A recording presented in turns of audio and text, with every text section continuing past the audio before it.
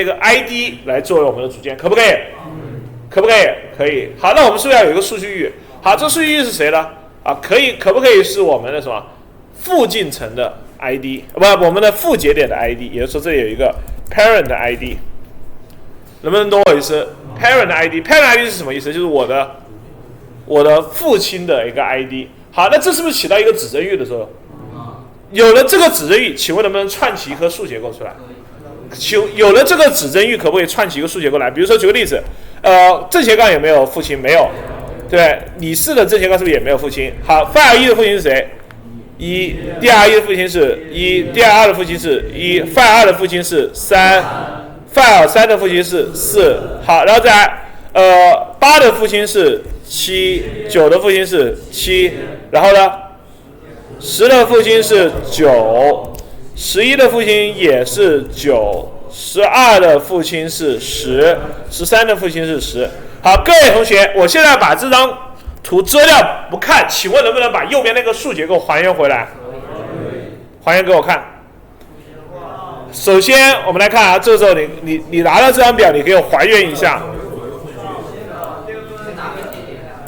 好，各位同学，现在做的是，首先1号。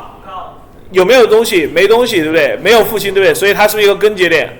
然后2号的是谁？1号的父亲也，2号的父亲是不是1？范尔1。然后3号的父亲也是1，第二1，对不对？好，然后再来是不是第二2？是不是他的父亲也是这个1？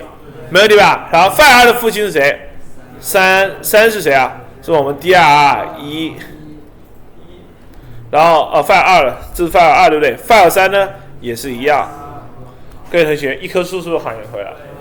所以我们得到一个很重要的一个结论是什么？就是如果我设计一个表，我其中只要有一列去描述它的什么，它的附近的 ID， 是不是就相当于这是一个指针域啊？是不是相当于这是一个指针域啊？这个指针域是不是可以用来让我们在表中这种顺序的结构，去把一个链式的数结构是不是给展示出来？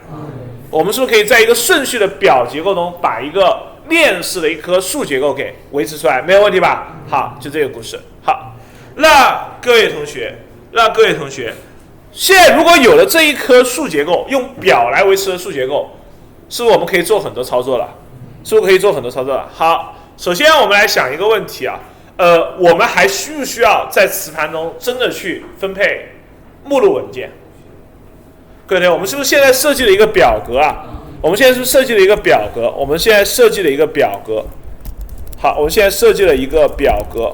设计表格的一个效果是什么？就是我们是不是可以用数据库表来模拟一个什么结构？